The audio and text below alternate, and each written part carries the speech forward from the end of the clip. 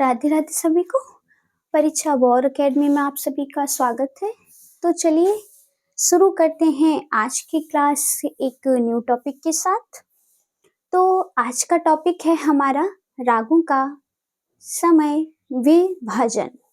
तो आज हम क्या समझने वाले हैं कि जो हमारे रागों को गाए जाने का समय होता है उसका जो विभाजन है वो कैसे और किस आधार पर किया गया है। तो आइए सबसे पहले हम जानते हैं कि जो समय विभाजन है वो कितने भागों में डिवाइड है यानी कि बांटा गया है। तो रागों का जो समय विभाजन है वो हमारे दो भागों में बांटा गया है। तो सबसे पहले लिखेंगे कि उत्तर भारतीय संगीत में यानी कि जो हमारा भारतीय संगीत है तो यहाँ लिखेंगे ऐसे करके कि उत्तर भारतीय संगीत में रागों के समय क्या तो रागों के समय विभाजन को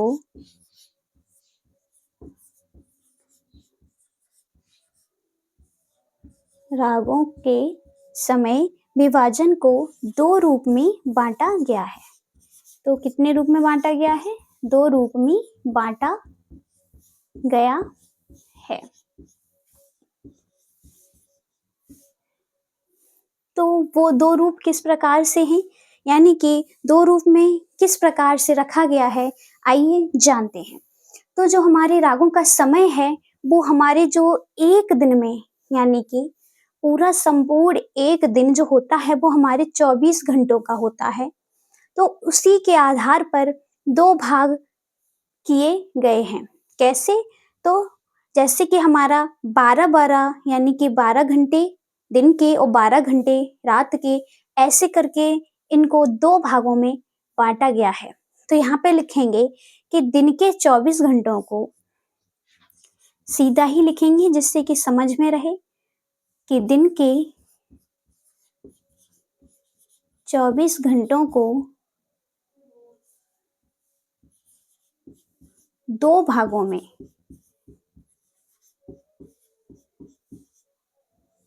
दिन के 24 घंटों को दो भागों में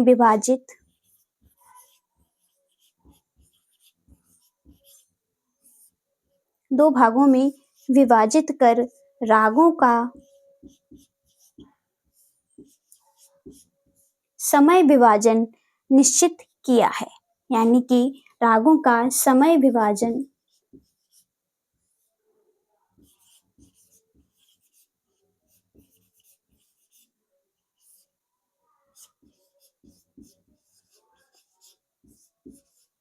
निश्चित किया है। तो हमने क्या जाना कि जो रागों का समय विभाजन है वो मूल रूप से दो भागों में बांटा गया है। दो भाग कैसे बनाए गए हैं? तो हमारा संपूर्ण एक दिन के 24 घंटों को हमने दो भागों में विभाजित कर रागों का समय विभाजन निश्चित किया है। यानी कि जो हमने यानी कि दो भाग माने हैं वो क्या हैं? तो उन्हें हम लिखेंगे कि दिन के 12 बजे से रात्रि के 12 बजे से तक और रात्रि के 12 बजे से दिन के 12 बजे तक। तो आइए ये इसको हम डिटेल में जानेंगे। सबसे पहले लिख लेंगे कि जो हमारे दो भाग हैं वो क्या कहलाते हैं।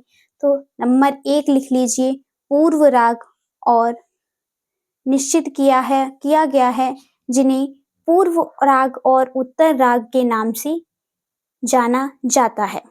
तो यहाँ लिख लीजिए इसी में निश्चित किया है जिसे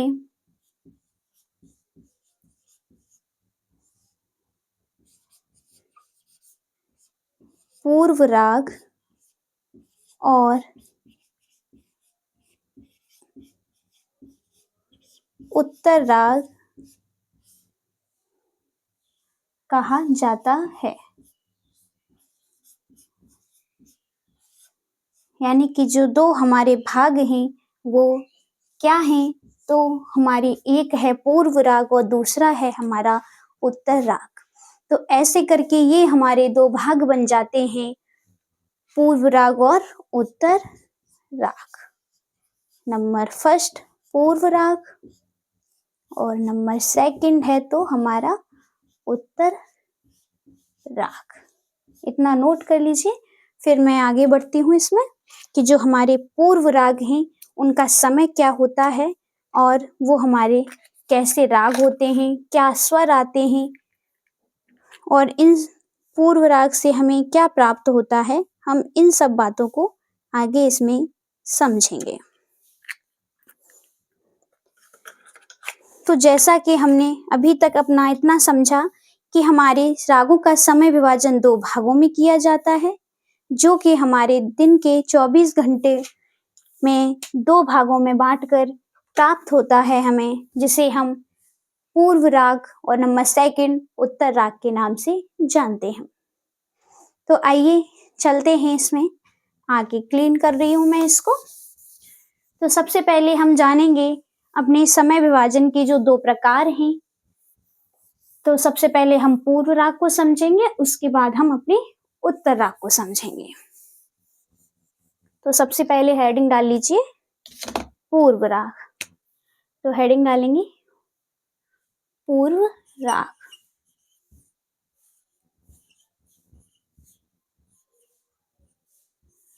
तो हेडिंग है हमारी पूर्व राग। तो सबसे पहले इसमें लिखेंगे हम जो रागों का पूर्व राग का जो समय है वो क्या है। तो यहाँ पे लिख लेंगे समय। इसमें लिखेंगे कि जो राग दिन के 12 बजे से, क्या तो दिन के 12 बजे से, यानी कि जो राग दिन के 12 बजे से, जो राग दिन के 12 बजे से रात्रि के 12 बजे तक,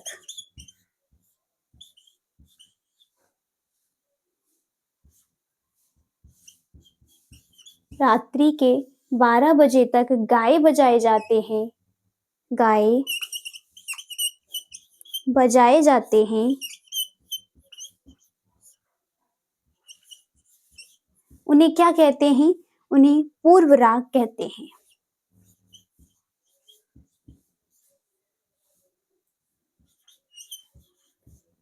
उन्हें पूर्व राग कहते हैं। तो हमने क्या समझा, जो हमारा संपूर्ण 24 घंटे होते हैं उनमें से हमारे दिन के 12 बजे से रात्रि के 12 बजे तक हमारा क्या होता है, तो पूर्व राग होता है। और रात्रि के 12 बजे से दिन के 12 बजे तक ये हमारा उत्तर राग में आएगा। तो सबसे पहले हम अपने पूर्व राग को समझ रहे हैं, तो इसी के बारे में जानेंगे। तो पूर्व जो राग हैं उनमें स्वर कौन कौन से आते हैं। तो यहाँ पे लिखेंगे कि पूर्व राग में, नंबर सेकंड पॉइंट करके लिख लीजिए कि पूर्व राग में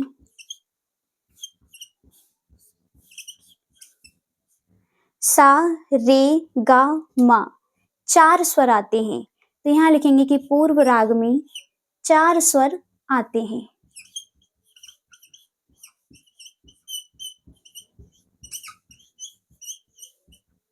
कौन कौन से हैं, तो वो सा यानी कि सड़ज, रे यानी कि ऋषभ, ग यानी कि गंधार और म यानी कि मध्यम।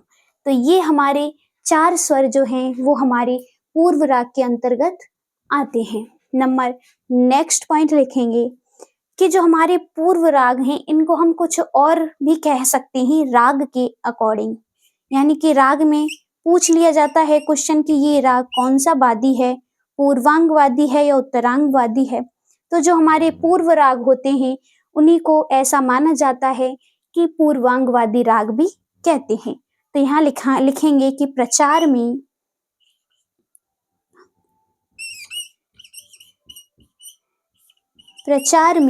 पूर्व राग को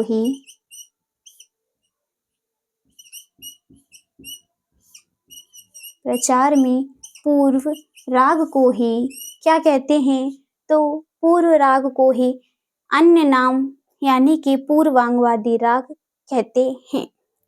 प्रचार में पूर्व राग को ही पूर्वांगवादी राग,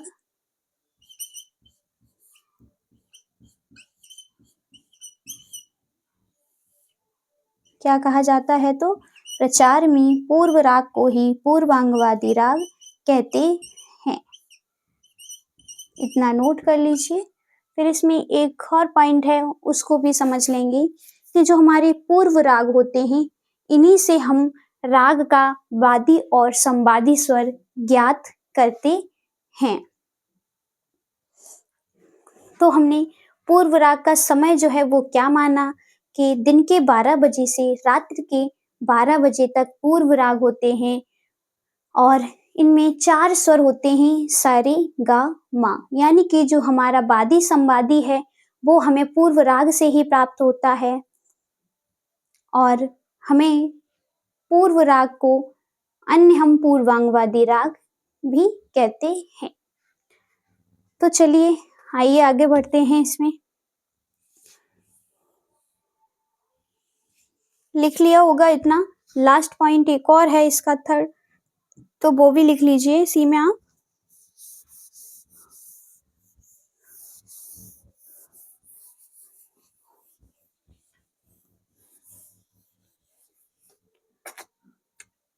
तो नेक्स्ट पॉइंट यानी कि फोर्थ नंबर लिख लीजिए कि पूर्व रागों से राग का, पूर्व रागों से राग का क्या प्राप्त होता है? तो वादी संवादी स्वर, वादी स्वर और संवादी स्वर, वादी स्वर और संवादी स्वर प्राप्त होता है। वादी स्वर और संवादी स्वर प्राप्त होता है। इतना नोट कर लीजिए। फिर हम अपने उत्तर राग को समझेंगे। तो ये हमारे 4 पॉइंट जो हैं वो पूर्व राग के अंतर्गत आते हैं कि इनका समय, स्वर और इनका अन्य नाम जो है वो किस नाम से भी जाना जाता है और इनसे हमें किस स्वर की प्राप्ति या ज्ञात होते हैं। तो वादी संवादी स्वर भी प्राप्त होता है, ऐसे लिख लीजिए, या ज्ञात होता है। तो चलिए अब समझते हैं हम अपने उत्तर राग को। तो इसको मैं क्लीन करके आगे बढ़ते हैं हम। तो ये थे हमारे पूर्व रागों के बारे में जानकारी। अब समझेंगे हम अपने उत्तर राग को।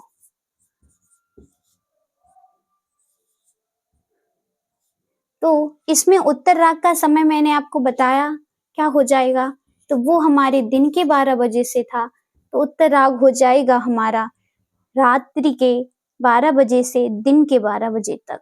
तो यहाँ लिखेंगे कि जो राग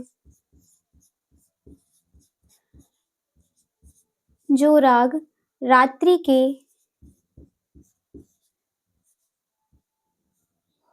जो राग रात्रि के 12 बजे से दिन के 12 बजे तक, दिन के 12 बजे तक गाए बजाए जाते हैं,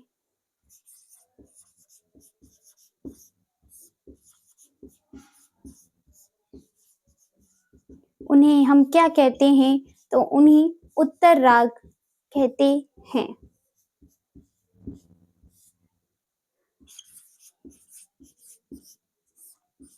यानी कि उत्तर राग क्या होते हैं कि जो राग रात्रि के 12 बजे से दिन के 12 बजे तक गाए बजाए जाते हैं, उन्हें उत्तर राग कहते हैं।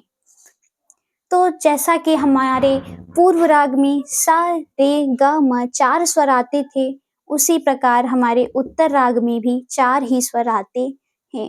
तो यहाँ लिखेंगे कि उत्तर राग में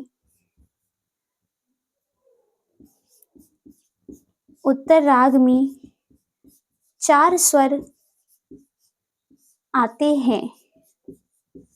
तो वो 4 स्वर कौन कौन से हैं? तो यानी कि पा यानी कि पंचम, धैवत यानी कि धा, और नी यानी कि निषाद, और तार सा यानी कि सड़ज। तो ये पा धा नी सा ये हमारे उत्तर राग के अंतर्गत आते हैं। तो जैसा कि पूर्व राग को हमने पूर्वांगवादी राग कहा, उसी प्रकार उत्तर राग को भी हम अन्य नाम यानी कि उत्तरांगवादी राग कहते हैं। तो यहाँ लिखेंगे कि प्रचार में उत्तर राग को भी प्रचार में उत्तर राग या फिर उत्तर रागों को क्या कहा जाता है? तो उत्तरांगवादी राग कहते हैं। उत्तरांगवादी राग कहते हैं। क्या कहते हैं? तो उत्तरांगवादी राग कहते हैं। तो जैसा कि हमने समझा कि पूर्व राग को हम पूर्वांगवादी कहते हैं, उसी प्रकार उत्तर राग को हम उत्तरांगवादी राग कहते हैं। इतना नोट कर लीजिए, फिर हम इसमें एक और पॉइंट को लिखेंगे।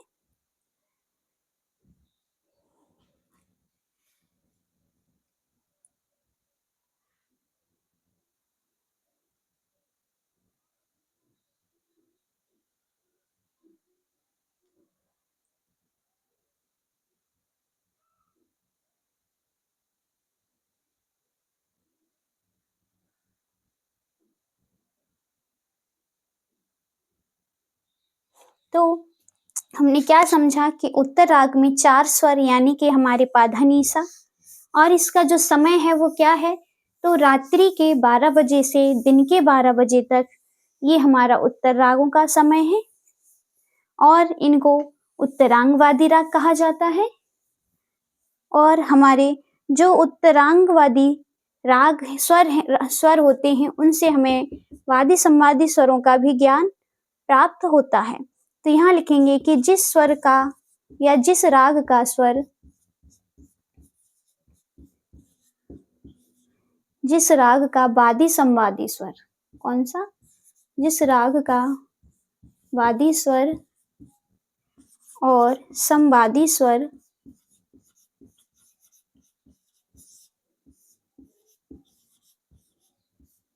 उत्तर राग से होता है, उत्तर राग से होता है, उसे हम क्या कहते हैं? उसे हम उत्तरांगवादी राग कहते हैं।